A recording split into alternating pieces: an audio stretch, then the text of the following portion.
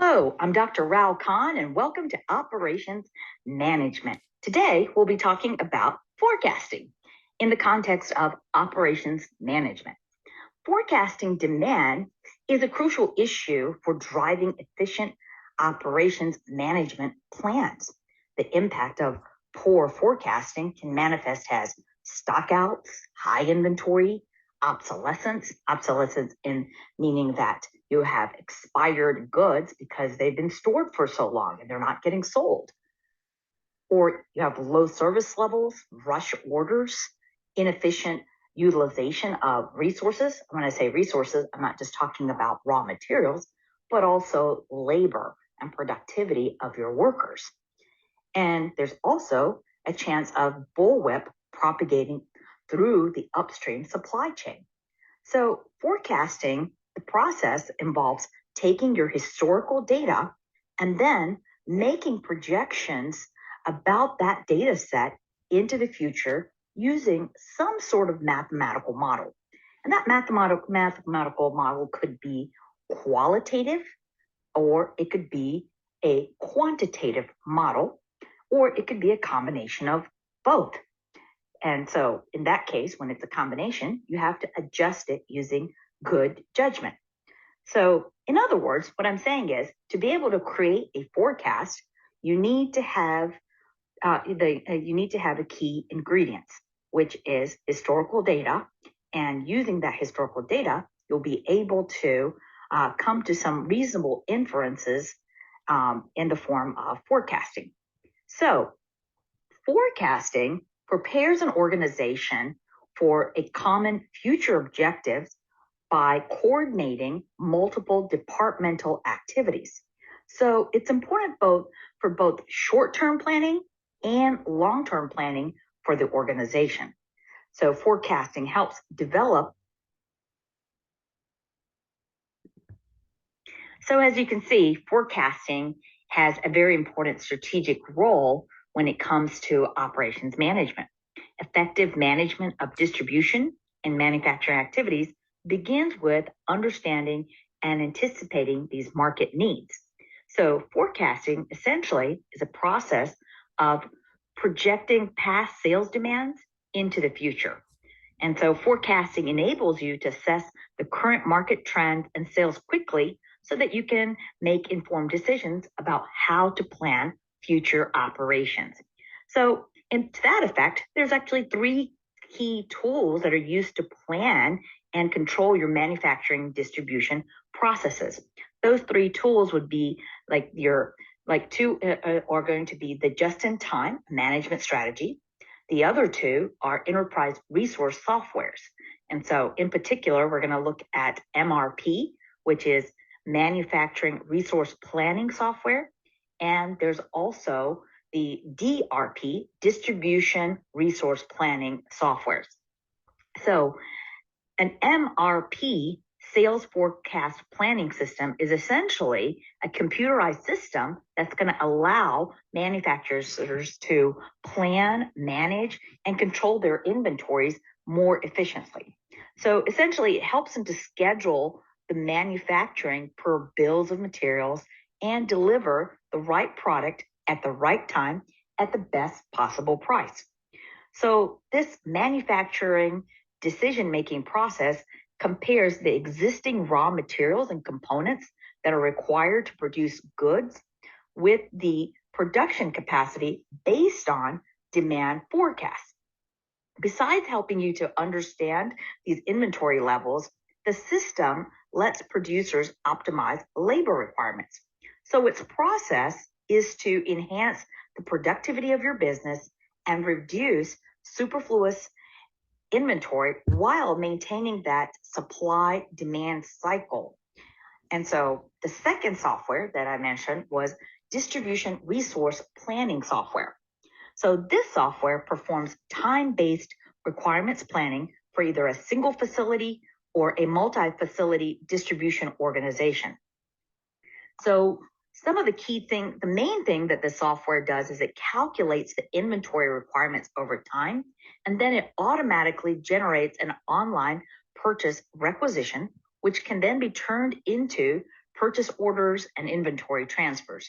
A couple of other cool things that DRP planning software does, it will calculate your inventory requirements over time, and then it will also use your customer demand in the forms of sales orders and forecasts. It can even analyze your current inventory levels and then also give you suggestions on replenishment methodologies. Other things, it will also calculate what the expected inventory levels are over time and then generate purchase requisition. So, for example, if you're shopping at Walmart, the minute that you finish your checkout, that checkout register is not just collecting money, it's sending the data that, hey, you just bought 3 blankets, and that data is fed into a DRP system, distribution resource planning, to say this Walmart at this location is deficient in 2 blankets, and automatically the system is going to prepare for 2 extra blankets to be sent out in the next inventory, and that data will then the assembly line will produce that blanket, and that blanket will be boarded on the next big rig truck coming towards Walmart. So see, it's all magic. You don't even see these things happening while you are in that checkout line. But that's why every time you go to Walmart, they're rarely out of stuff, because it happens right at that minute that your credit card goes into the credit card slot, and boom, the whatever you left with that store is automatically in a process of being replenished. So the third planning and control tool is just in time. So just in time is a management strategy, okay? And so this management strategy, just in time, is going to align the raw material orders from the suppliers directly with the production schedules. So companies employ this inventory strategy to increase efficiency and decrease waste while receiving goods only that they need at that very moment for the production process. And so why do they want to restrict the goods for just that moment? Is because it reduces the inventory cost. How does it reduce the inventory cost? Well, it means that you won't be spending on storage facilities. That's one way. You won't be losing perishable items because they're not being bought. So that's how just in time will reduce your inventory costs. Now, to be able to do just in time inventory system, it requires that you forecast demand accurately. So just in time manufacturing is also known as TPS, Toyota Production System, because it came from the car manufacturer Toyota. And so Kanban is an example of a scheduling system that's often used with the just-in-time strategy to avoid overcapacity of work in process. So the success of just-in-time production process relies on steady production, high-quality workmanship, no machine breakdowns, and reliable suppliers. Now, you might be asking, that seems like too perfect for a perfect world. Well, there are disadvantages with this just-in-time inventory system. If there's a potential disruption in the supply chain, or like, for example, maybe the raw material supplier has a breakdown and they can't deliver the goods promptly, then this would stall the entire production line. So a sudden, unexpected order for goods could delay the delivery of finished products to all of the end clients.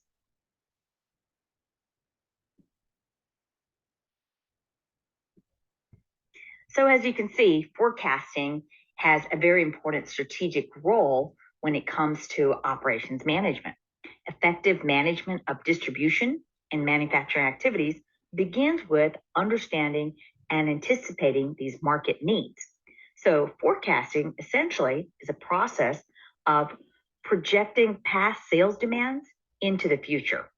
And so forecasting enables you to assess the current market trends and sales quickly so that you can make informed decisions about how to plan future operations. So to that effect, there's actually 3 key tools that are used to plan and control your manufacturing distribution process.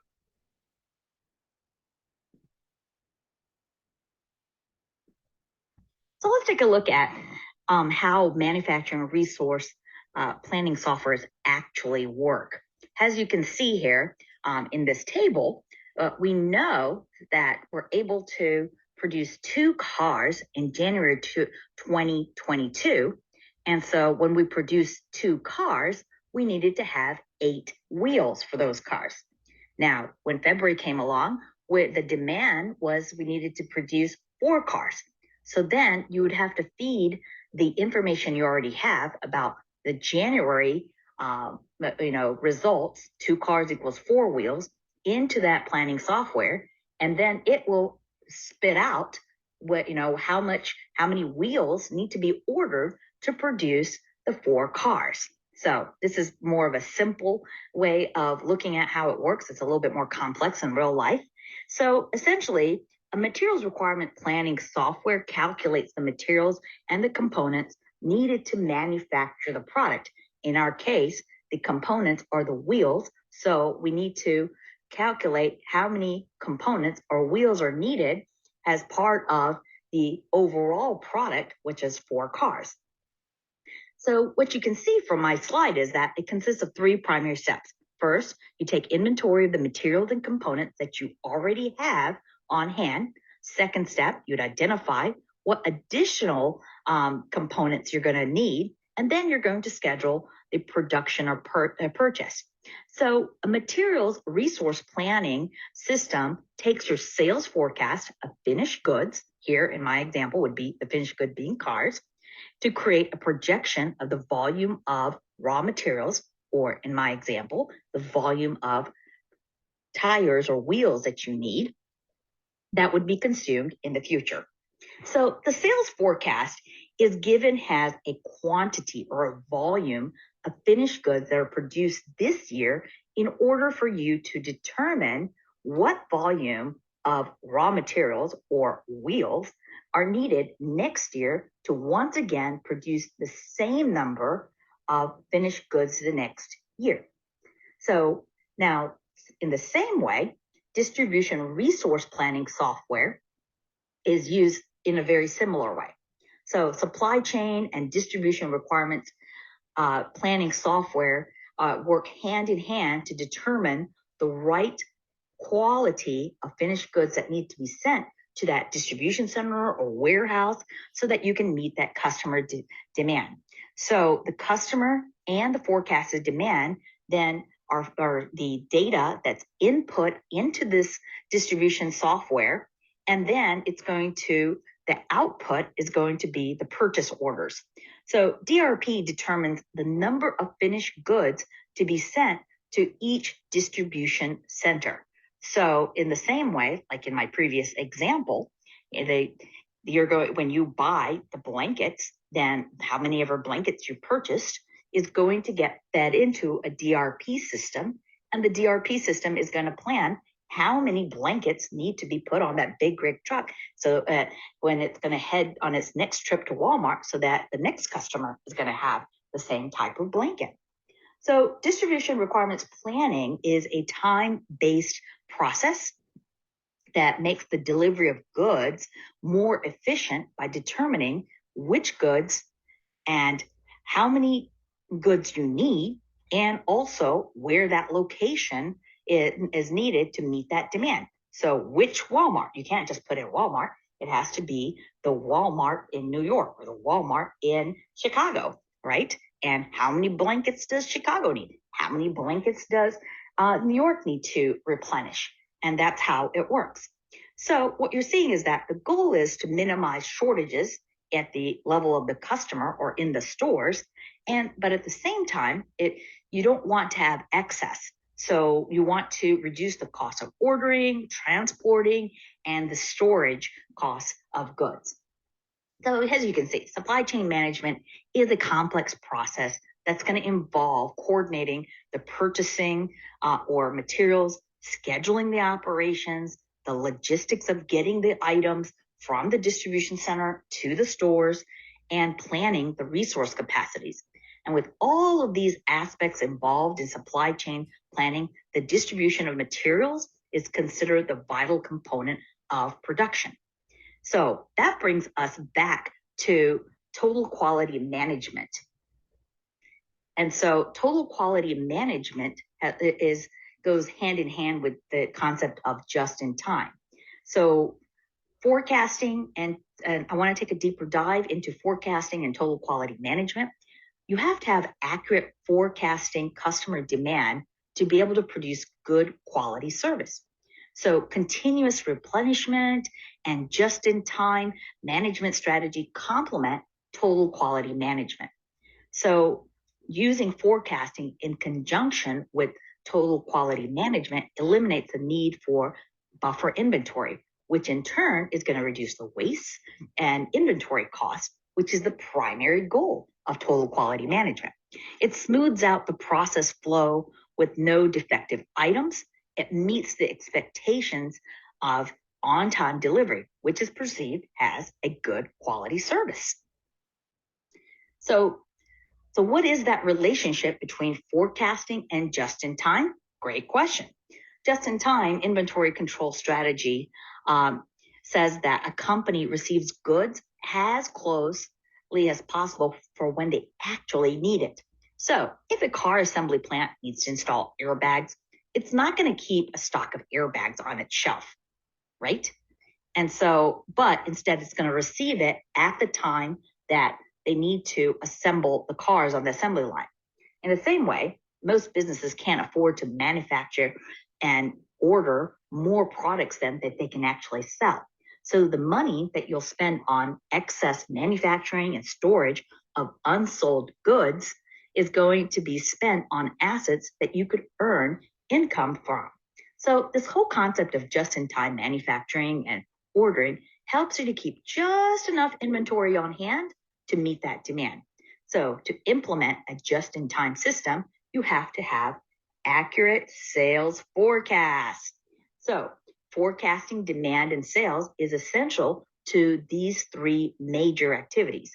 Those major activities being manufacturer resource planning, distribution resource planning, and just-in-time in any operations management department that's involved in planning, scheduling, and controlling the entire system. So demand forecasts drive the production capacity and scheduling system in the company, and it has this domino effect on planning functions of other departments, like your financial, marketing, and HR departments. So as you can see, when we talked about, how does forecasting relate to playing a strategic role, forecasting brings every department together so that it can strengthen the corporate culture and the internal environment within the organization. And so forecasting provides a basis for coordinating the plans of all the activities throughout the various departments in the entire company. Now let's talk about, give you a little bit more information there. So operations managers have two tools at their disposal in which they can make decisions. One would be the actual data, and the second would be forecast. So the importance of forecasting can't be underestimated. Take a product forecast and the functions of human resources, capacity, supply chain management. The workforce is going to be based on demand. So that means hiring, training, even layoff of workers.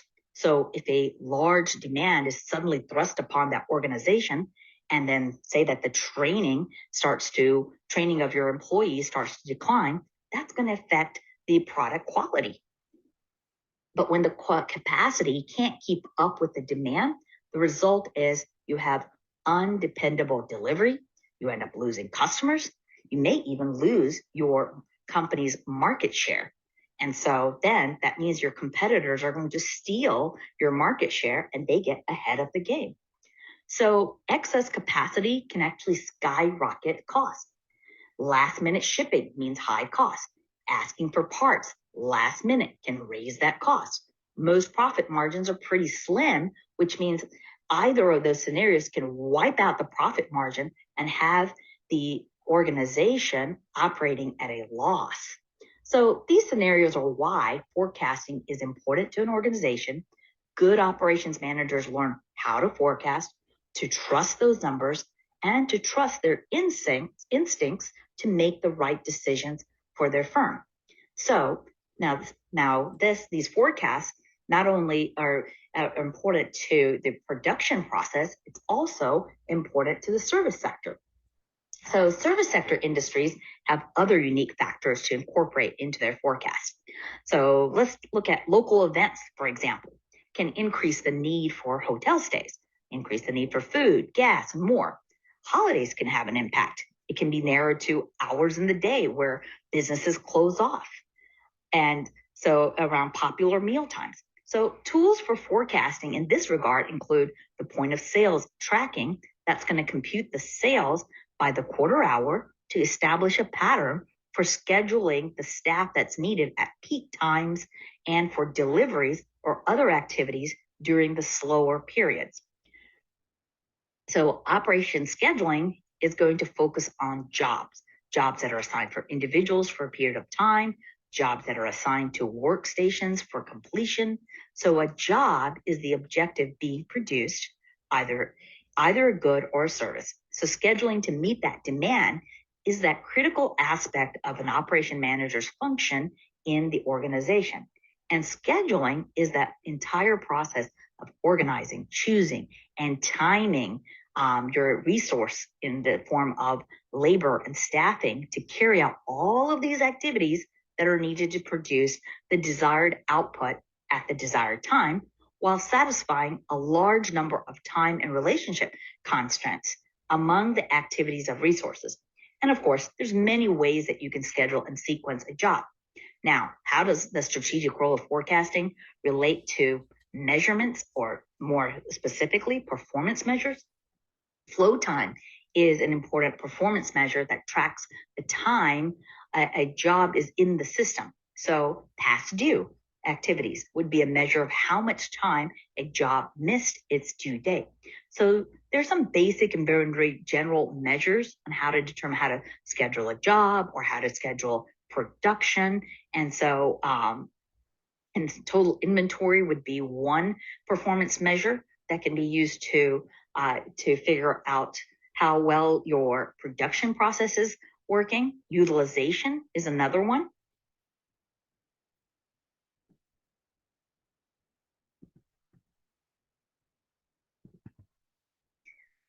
The forecast horizon is actually the length of time into the future for which the forecasts are being prepared. There are three categories of forecast horizons. Let's talk about first of long-term forecasting. So long-term forecasting tends to be completed at high levels in the organization. The time frame is generally considered to be longer than 2 years into the future. And of course, detailed knowledge about products and markets are going to be required because of the high level of uncertainty. This is commonly the case when you're trying to create forecasts for new products that entering into the market, any emerging new technologies, or if you're expanding the company by building new facilities. And so whenever you create long-term forecasts in these type of situations, there's no historical data available. So it's used for planning purchases, hiring staff, even for job assignments, and determining production levels of this new product. The second one would be the midterm forecasting. So midterm forecasting tends to be from several months up to 2 years into the future. And so both quantitative and qualitative forecasting models are used in this time frame for you to be able to generate sales and production planning, to do budgeting, to even analyze different operating plans. And so then the last one would be short-term forecasting. Now, short-term forecasting can be anywhere from daily up to months in the future. But essentially, when you use short-term forecasting, it's going to be less than a year. So these forecasts are used for operational decision-making, such as planning your inventory or ordering or scheduling your workforce staff. Usually, you're going to use quantitative methods such as time series analysis. Most short-term forecasts are going to be quantitative in nature, and that's because they use the existing data to be fed into these mathematical formulas so you can anticipate the immediate future needs and impact. So short-term forecasts are more accurate than medium or long-range forecasts.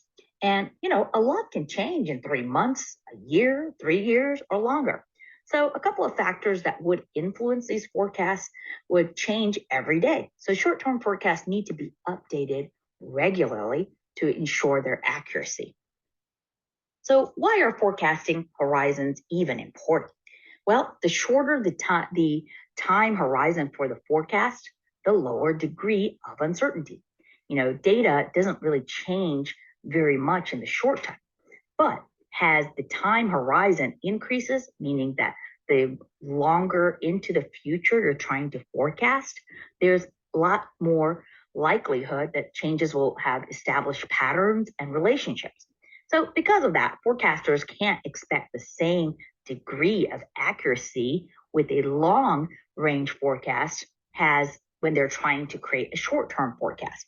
So, for example, it's a lot harder to predict sales of a product in 2 years from today than it is to make a prediction about sales in the next 2 weeks.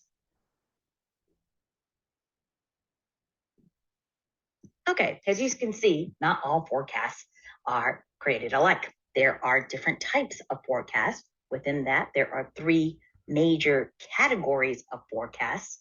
And so, qualitative forecasts are going to be based on intuition and experience. You're probably going to use qualitative in instances where there's not a lot of data.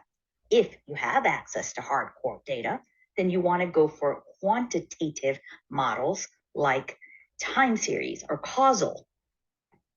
And so time series makes the assumption that the past is going to replicate itself in the future. The old adage, history repeats itself. That's what time series models are all about.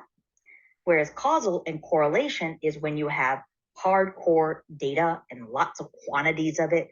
And it's essentially looking for a relationship between a variable and between two variables or one variable being related to multiple variables. And in that case, when you're relating it to multiple variables, that's called regression analysis. If you're relating one variable to another variable, a single variable, it would be called, you'd be using the correlation model.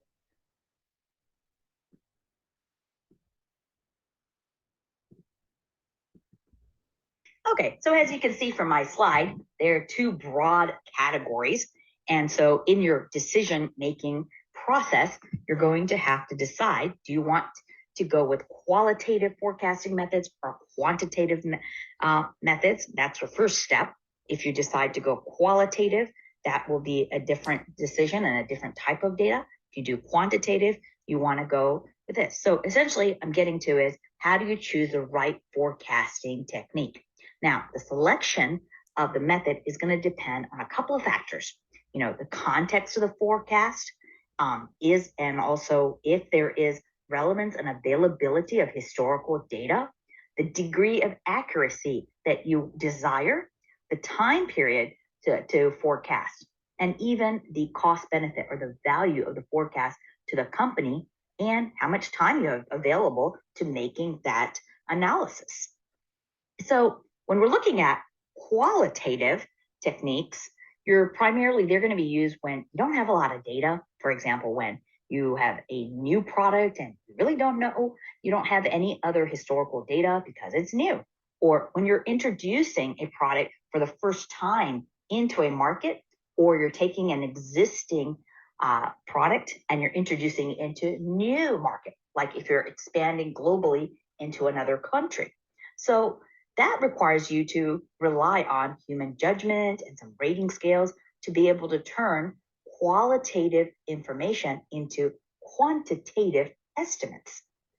Now, if we go to the second category, quantitative means we're dealing with numbers. And that leaves you two big categories. So that means that we're looking at time series forecast models and correlation models.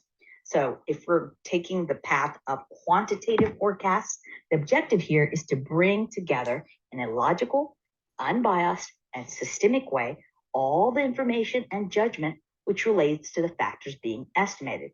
So These techniques are frequently used when there's new technology areas or when the development of a product may require several inventions, so that R&D demands are difficult to, or so that when you have R&D demands that are difficult to estimate, or in situations where market acceptance and the penetration rates are highly uncertain.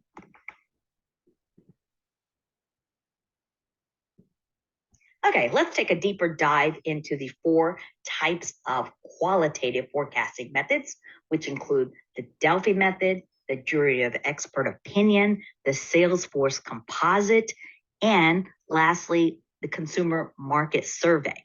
So I think with students, what's confusing about the Delphi method and then the jury of expert opinion is, hey, you're basically taking groups of people, inviting them to help you to create a forecast. But there are differences there.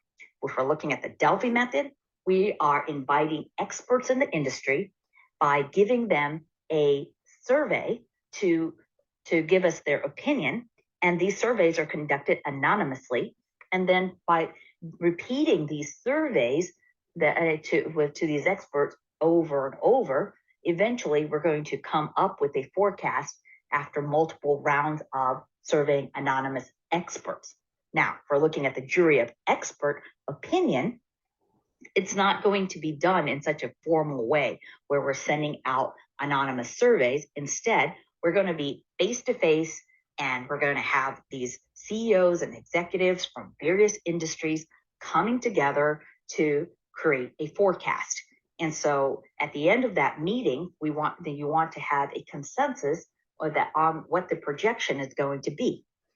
So say, for example, so when we're talking about jury of expert opinion, say that we've got an information technology-based company. They want to forecast the units of computers that are required for the next month. So they're going to have weekly meetings on every Saturday. They all get together, have a brunch, and they're going to talk about previous, estimate of orders from the previous 12 months. And then they're going to, and that committee of executives are going to be from departments like your R&D, your operations, your marketing analysts. All of these executives are going to be sitting at the table face to face. So key difference here, it's, unlike Delphi, this is not anonymous. Secondly, unlike Delphi, this is not done through a survey. All of these executives are face to face. And so every Saturday, they're going to determine the demand for the subsequent period. So based on the material release order and spreadsheets of all of this data, then each member of that committee is going to indicate forecasts for the next 4 weeks. And these forecasts from each of these executives is going to be averaged to arrive at a final result. So in summary, what I'm saying is, if you can't remember anything that I've said, then think Delphi method. You're surveying, you're sending out surveys to industry experts anonymously. If you're looking at jury of expert opinion, it's going to be very much like a jury in a court. They're CEOs that are going to be right in front of you, and they're all going to deliberate about whether something is, just like in a jury, is the defendant guilty or not guilty, and they come to a consensus. In the same way, in a jury of expert opinion, you're having executives come to a consensus or an opinion about whether or not the company should go, X direction or Y direction.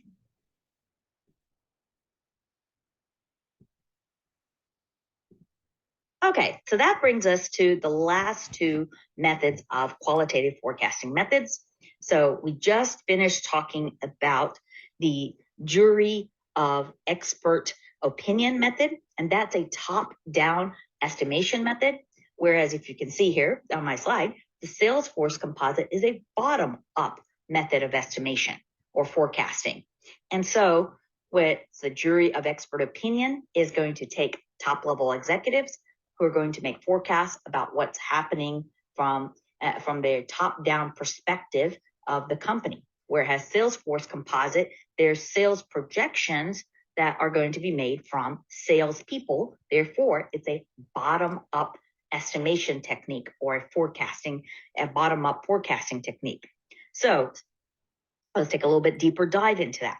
When you're looking at the sales for composite method, the sales staff who are at the bottom of the organization are going to come up with these forecasts. It's assumed that they know better because the salespeople are in direct contact with the customers and other members of that distribution channel. So they'll be able to give you a better idea about the trends when it comes to the demand for a product. So each salesperson is going to have forecasts, going to give their forecast. Those forecasts are going to be, fed through a forecasting model to give you an overall demand for the product or a demand forecast for the organization. Now, this method takes advantage of the specialized knowledge of your salespeople about their customers, since they are the ones that are in direct contact with them. So it kind of facilitates breaking down the sales forecast into specific products and markets, and it gives the sales team more confidence in meeting that quota. So once again, I want to point out that the executive, a committee is responsible for coming up with the sales forecast when you're talking about the jury of expert opinion. And that's because it's presumed that members that are in the upper levels of management will have knowledge and experience about market factors. Whereas the bottom up approach, which is the sales for composite method, is best used when there's detailed information available about lower level activities. When I say lower level activities, meaning that you have data about your distribution, your consumer demand, your consumer preferences. It can be especially useful when you're estimating projects that are similar to the ones that were completed in the past. So the bottom up technique, otherwise known as the sales force composite, is generally more accurate than the top down technique, but it tends to be very time consuming to do. And so now the last one is the consumer market survey. Some organizations will employ that market research firms to solicit information from customers regarding their opinions about a product or what their plans are on purchasing a product in the future. So the Delphian market surveys are probably best if you want long range forecasts about new product sales, whereas the Salesforce composite method is going to be perfect for short-term forecasts, short-term horizon forecasts, and then the mid-level horizon forecast will most likely going to use the expert opinion, the jury of expert opinion method.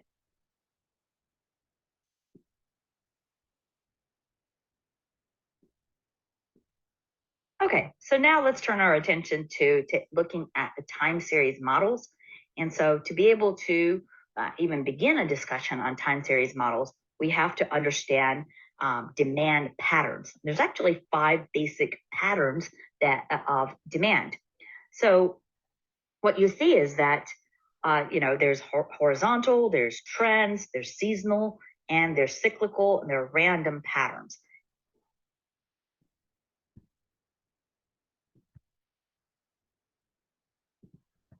Now, time series is a set of chronologically ordered points of raw data.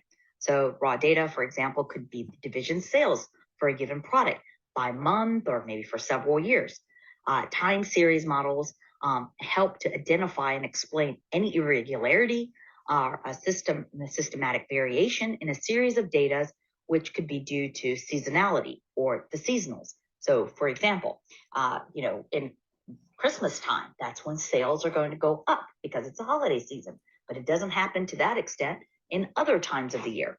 A cyclical pattern tends to repeat any 2 or 3 years or more, and the trends are going to be when you see a persistent long-term movement in the data.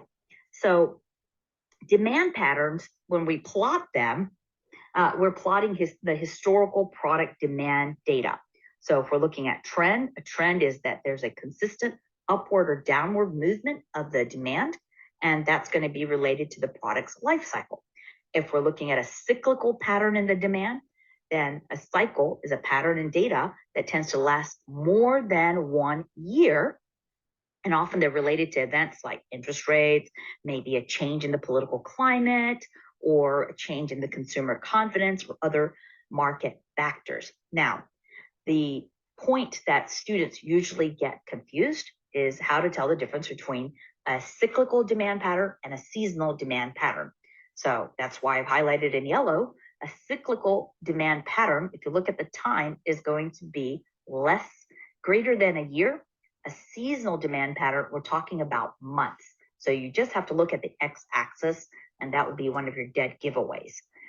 Secondly, as you can see with the cyclical demand pattern, they're repeating swings of movements, whereas seasonal, it's very predictable. It tends to happen every year at the same time.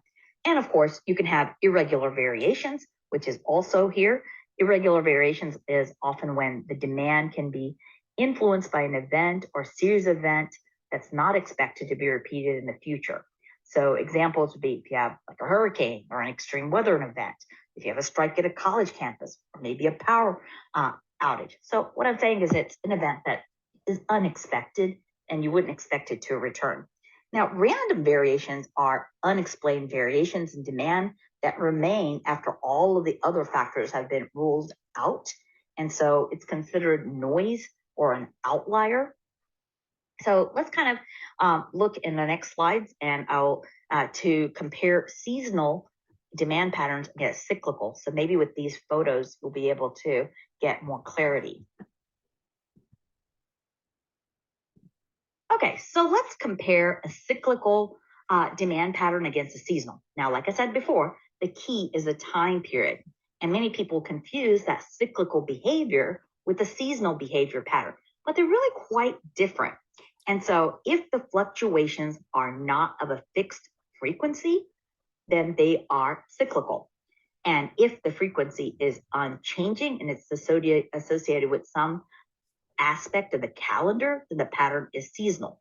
So as you can see here in my image, there is a seasonal variation. You're seeing that the pattern of change is happening pretty much in the same time every year. It's always on the third quarter, which I've indicated with the red arrows. And so you see that these patterns tend to repeat every third quarter.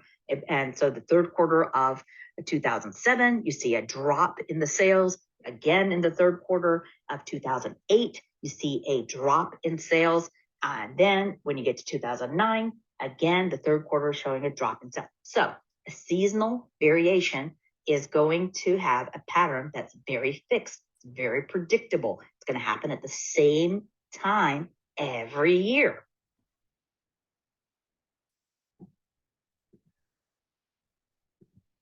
Okay, so how do you spot a cyclical variation? In general, the average length of the cycles are going to be longer than the seasonal pattern.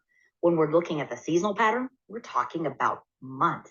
When we're looking at the cyclical pattern, we're seeing that the patterns happens, we're seeing that the variation happens over a course of years.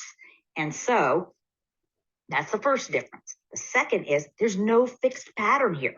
So if you're looking at my image here, you see that there is a drop in sales between 1991 and 1996, right? And then, but the same pattern is not happening at the exact same year, because from 1991 to 1996, that's a hell of a lot of years that have passed. And you see that it's quite erratic, and there's no pattern that can be predicted. So a cyclical pattern exists when the data exhibits rises and falls that are not of a fixed period. The duration of the fluctuations is usually at least 2 years. So think of business cycles. They usually last several years, but where the length of the current cycle is unknown beforehand. On the opposite side, you've got seasonal. Seasonality is always a fixed known period. And so periodic time series. So just think of seasonal as something like a holiday or when vacation times are high, where cyclical is just a cycle that is happening erratically.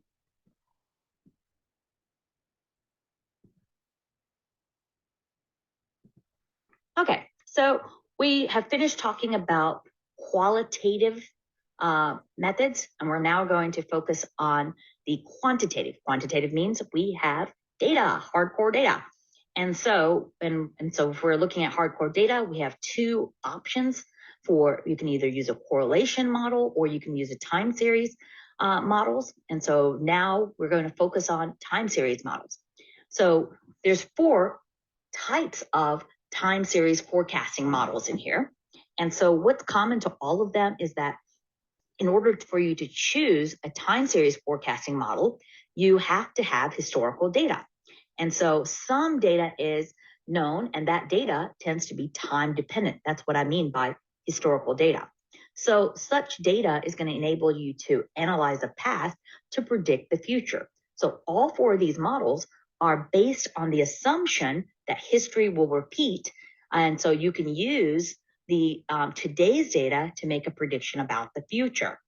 And so time series is an observation series that's collected after regular time intervals, and it's always going to be plotted against an x-axis that's going to be labeled as a time.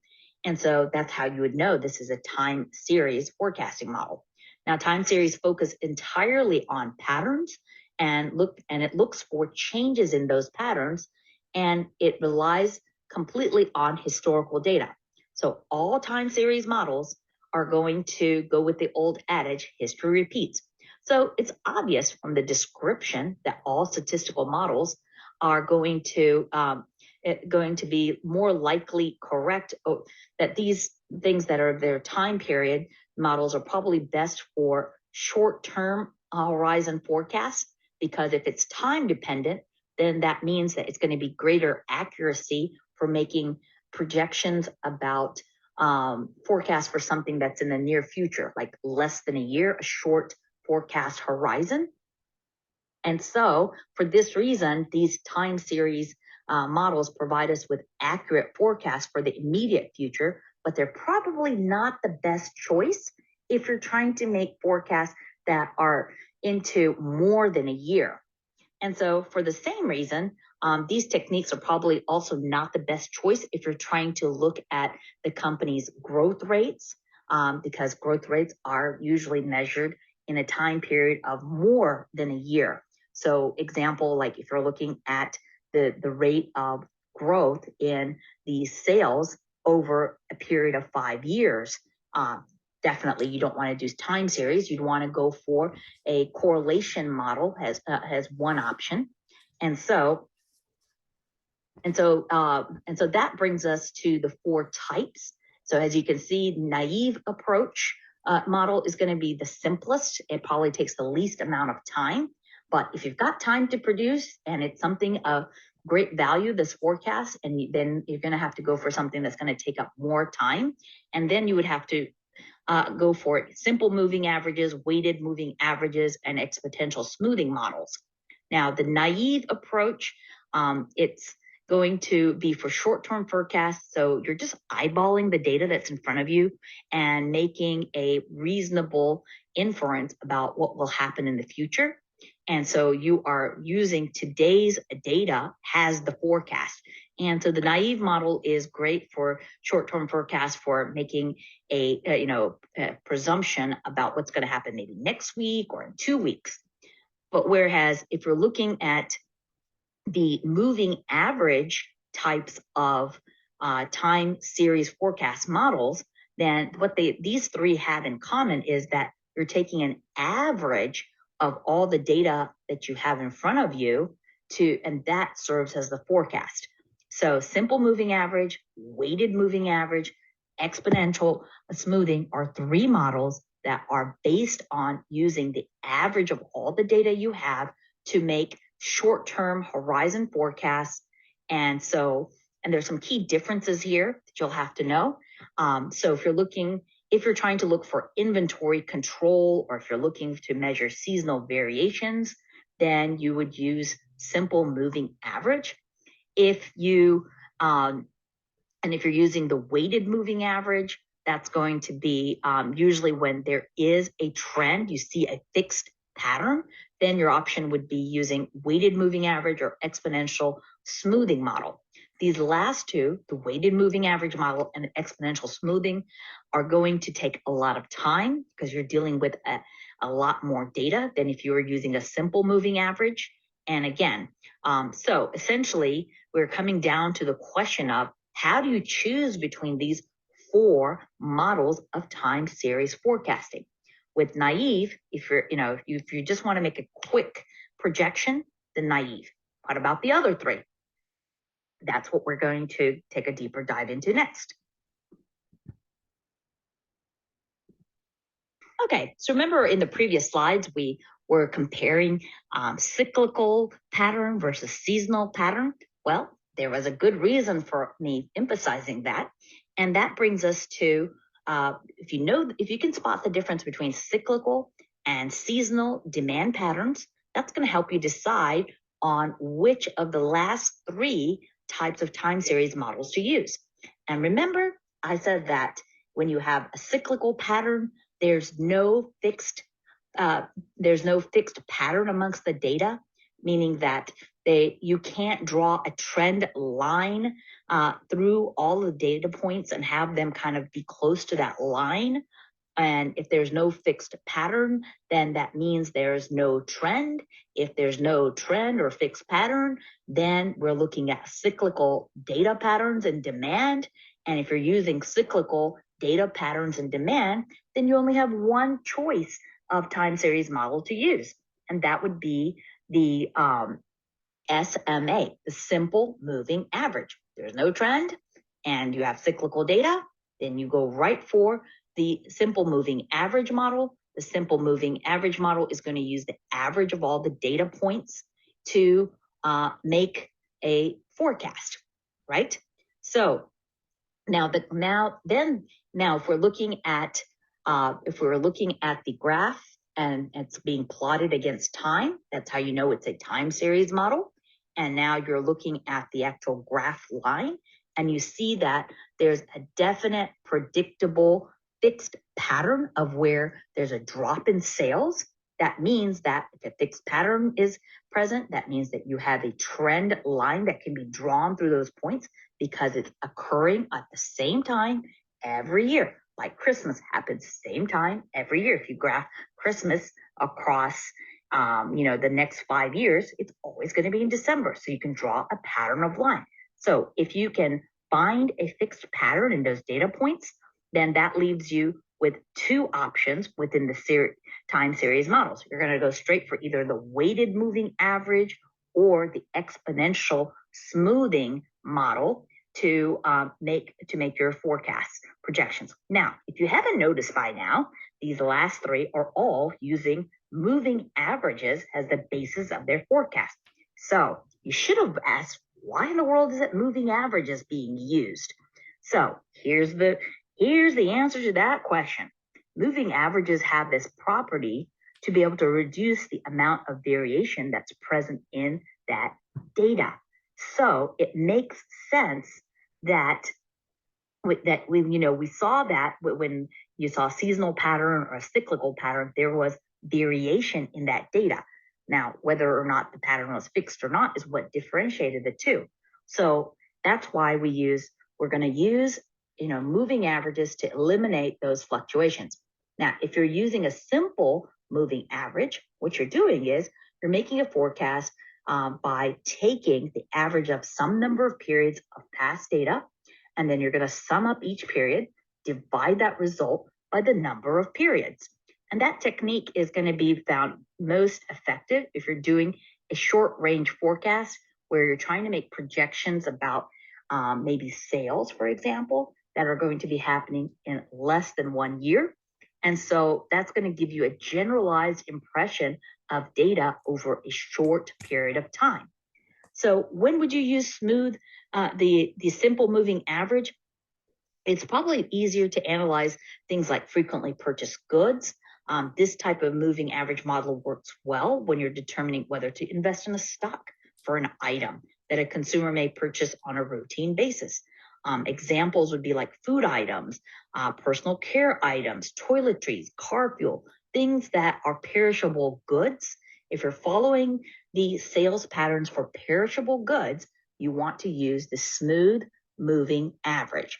So the SMA, smooth moving average, helps to distinguish variations. It can help professionals to visualize price trends or any variations in that stock market prices, over a period of time to help with decision making on things that are going to involve less than 1 year. Now, the next question is, how do you choose between a simple moving average versus a weighted moving average? What's the difference?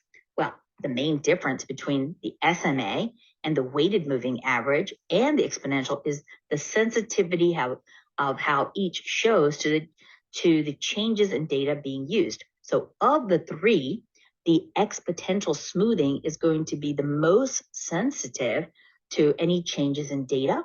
So it actually offers more accurate forecasts, but it also is going to take a lot more time and it requires a lot more data. So if you don't have a lot of data and you need to have projections that are less than a year, then you should go for the simple moving average. So in calculating that simple average or the arithmetic mean of all those numbers, they're going to be treated equally and they're going to be assigned equal weights. So a simple moving average actually is retrospective. It looks backwards. It relies on the past price data for a given period of time. And also you're going to use the simple moving average if there's no pattern in that data points. In other words, no trend line that can be drawn. If there is a trend, you're going to go with the other two models, weighted moving average and exponential smoothing. Now, how do you decide between the two green ones? In other words, the difference between the weighted moving average and exponential. Now, a weighted average assigns weights that determine in advance the relative importance of each of those data points. A weighted average is going to compound that frequency of values in a data set. So usually when you're using the weighted moving average model, you're looking at at data points that could be graphed in a histogram to give you frequency data. And so a weighted average is going to equalize the frequency of the values in that data set. So let's take an example. Say that you've got a survey and you're gathering responses from every age group to be considered statistically valid. So you've got one group where they're 18 to 34, and they have maybe 5 respondents. Then you have another team of people who are from 35 to 60. So you're looking at the frequency data. So it's about the type of data that you're looking at, where it's going to differentiate whether you'll go for, weighted moving average or exponential. Now, exponential moving average model tends to show more sensitivity to recent changes in the price point. So it's going to be more responsive to the latest price changes. So hopefully that will help you decide between these models.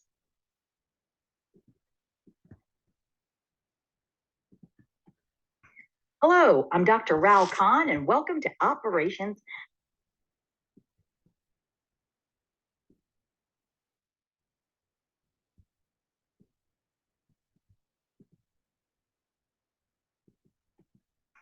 Hello, I'm Dr. Rao Khan, and welcome to Operations